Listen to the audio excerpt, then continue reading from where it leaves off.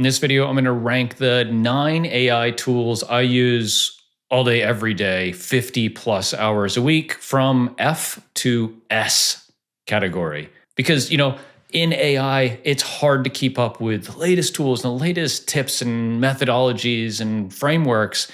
And the goal of this is to cut through all of that and give you the answer on the couple of tools that you should be putting into your AI toolbox. And we're going to start with the worst on the list, and it might surprise some of you, and it is ChatGPT. ChatGPT is the OG AI tool and something that has a special place in all of our hearts because it was the first with kind of persistent, eternal memory. It remembers everything I've ever used it for. And really, that's the only reason I use ChatGPT these days, is it has a lot of context about me and it remembers literally every interaction we've ever had and is able to retrieve those.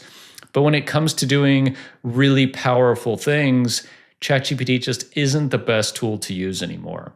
And so I even mention it here as my F-level tool, mostly to say, if this is what you're using right now, there's a lot of opportunity for you in AI, and there's a lot of power that you can harness without getting technical and going into the terminal and learning real developer-y things. If you're stuck using ChatGPT, just know you can elevate really easily in some of the other tools we're going to talk about here. And the next one is Claude. And you might have seen Claude. It's been in the news lately with the Pentagon and politics, and I won't get into my position on all that. But suffice to say, Claude is making waves these days in how advanced it is. Just this week, it released 1 million context token window in its most powerful models, Opus 4.6 namely, which means you could put the entire Game of Thrones trilogy into a chat and talk to it about it, which is an amazing amount of context for it to hold at once. And context windows are really, how much can I remember and really work with from an LLM perspective? And oftentimes we think about like, hey, I'm going to put a 45-minute YouTube transcript in here and talk to about it, or I want to upload a huge book and talk to it about it. Previously, a couple of years ago, that would have been really difficult. Anthropic and Claude now doing this with massive context windows, allowing us to just be so much more powerful. And the place within Claude that makes it really powerful are projects. Talked a lot about projects on the channel here before, but suffice to say, projects are the thing that make Claude really powerful because you can seed them with context. You can see them with information about who you are, examples of things you like, about your brand, the definition kind of good, and a system prompt here, right? So this is sent every time you go and chat in the regular kind of chat area. The system prompt is sent along with it to say, hey, this is kind of the baseline of kind of who you are and what I want you to do. You can also reference the reference files here. And then when you start a chat over here, you just kind of start from such a further place. So as opposed to in ChatGPT, you might say like, hey, you are a senior content writer and you work for this company and your job is to do this. And the definition of good is that.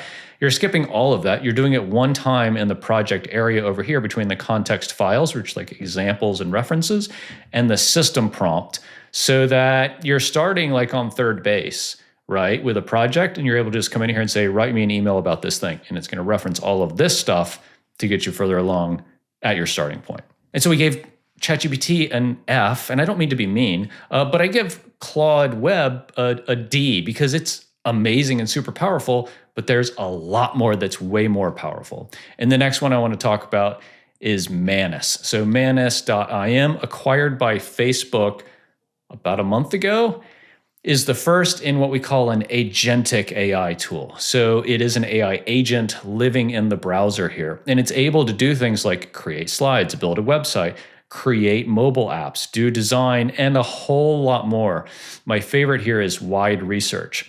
You can do wide research. And if we came in here and said like, generate me a list of 50 insurance agents in Dallas, Texas that I can reach out to for a service that I want to provide to insurance agents. So we're going to use wide research here, and we'll just hit go. It's going to go and dispatch a bunch of independent agents, and it's going to go find these contacts for us. And again, just like in the spectrum of AI tools, it's not that ChatGPT or Claude is bad, it's just that Manus is way more powerful. And under the hood, it's using the Anthropic models, interestingly, but it's just way more powerful in what it can do. And we're on a spectrum of kind of simple to powerful, and we're really just getting started here. And so you can see it's asking, hey, do you want to dispatch all these? It's going to be about 500 credits, but I have a bajillion credits because I have a link in the description below where you can sign up and you get some extra credits and I get some extra credits. And so you can check that out if you would like. Manus, really cool tool if you want to stay in the web and use a really powerful tool. Okay, now we're getting up to like B-level tools, and my favorite here is Replit. So if you're like, hey, I want to build things, I want them to live on the web, I want people to be able to buy and interact, and I want to really build things, Replit is my tool. You might put other tools like V0 or Bolt or Lovable up against it, but to me, Replit, and particularly their new Agent 4, is a powerhouse here. Agent 4 has like a design canvas where you can like go in and interact with things, and those interactions like squiggles or annotations you make then get put onto the product that you're making. Have a whole video about Replit and their new Agent 4 coming up, so subscribe today to make sure that you catch that when it comes out. But suffice to say, Replit, their agent builders are immensely powerful, and this is kind of the last stop we will have in the web. From here, everything is going to be like on your local computer, in the terminal, IDE, talking in the command line. So this is kind of the last in the spectrum of like pretty straightforward but extremely powerful web-based tools that can create web, mobile applications, design, slides, animations. You can see all the things that Replit can do here. The most powerful, to me, web-based tool in our portfolio here, and it gets a grade of a B. Okay, the next one is Claude Cowork, and Claude Cowork is kind of the baby cousin of Claude Code. You will have heard me talk about Claude Code here on the channel a lot. This is where like you have to download the Claude application onto your computer, and you can do things here like, hey, I want to create files, I want to make a prototype, I want to send a message, I want to do a bunch of things on my computer. And this is where the concept of like the context window expansion really comes in, because you're able to say like, not just, hey, how many files can I put into a project here, right?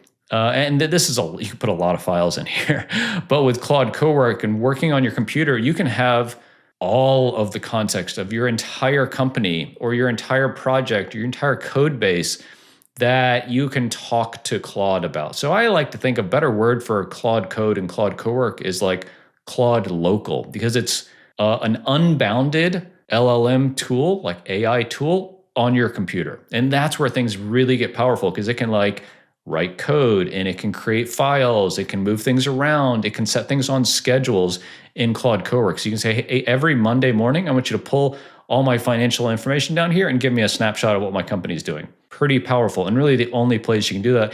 The other tools that we talked about just can't easily do that on your computer where it's super secure. And so Claude Cowork gets a B. Okay, now we're getting into kind of rare air with the A levels, and this is OpenClaw. OpenClaw, if you've been living under a rock, you might not have heard about it. Otherwise, it is the thing acquired by OpenAI. Peter Steinberger, creator of OpenClaw, went from kind of just an idea about 4 months ago to getting acquired by OpenAI for a bunch of money.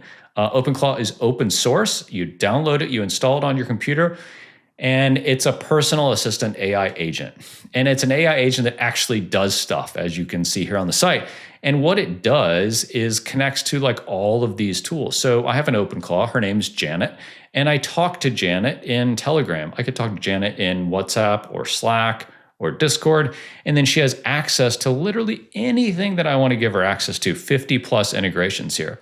And so as opposed to, I think of all these other tools we've talked about, I need to sit down and do stuff to make them work.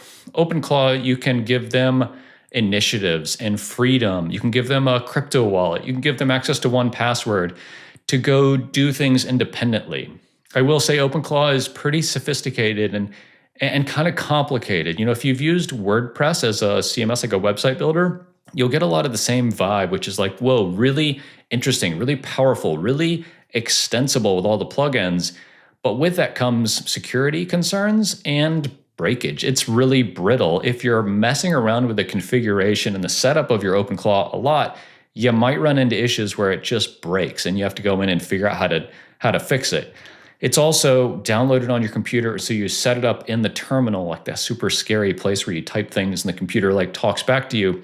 But if you're an advanced user, I would highly recommend looking at OpenClaw just to familiarize yourself with the concept of what an AI agent is and can be, because it's 100% the future. Okay, a quick detour to Google and their Google AI Studio. If I had like, hey, you can only use one AI tool, it might have to be this, because the image generation here is bananas. Literally, Nano Banana is the model by Google inside Gemini. And really, you can use Gemini in two places. If you go to like gemini.google.com, that's one place.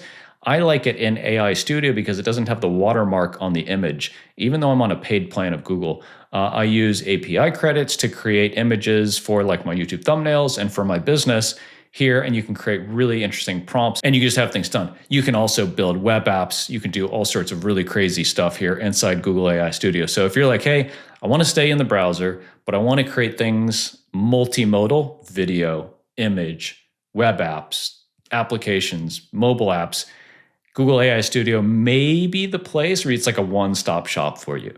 It gets a grade of an A for me. Okay, the next one is back to OpenAI and the Codex model.